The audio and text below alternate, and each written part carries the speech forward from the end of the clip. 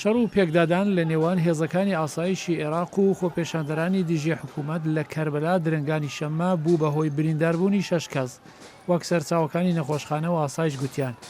عێراقیەکان لە شاری پیرۆزی کەربەلا لە دژی دەستێوەردانەکانی ئەمریکا و ئێران لە حکوومەتی عێراق و هەروەها لە دژی گەندەڵی و نەبوونی خزمەتگوزاریەکانی سەرەتایی خۆپێشاندانیان وەڕێخست. ئێمەمان ناوێت، ئێمە ئێران یان ئەمریکامان ناوێت، ئێمە پارتە سیاسەکانمان ناوێت، نامانەوێت هیچ لایەکتان بگەڕێنەوە چونکە هەمووتان شایانی ئەوە نین. خۆپێشاندەران و هێزەکانی ئاسایش کۆکتۆل مۆلۆتۆفیان بە یەکتردادا کە بەرەو خراپتر ڕۆیشتنی دۆخی ئاڵۆز لە عێراق دانیشان دەدات.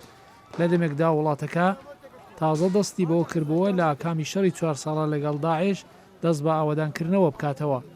خۆپێشاندانەکانی خەڵک لە یەکی مانجی دەی ساڵی پارێکەوە سەری هەڵداوە.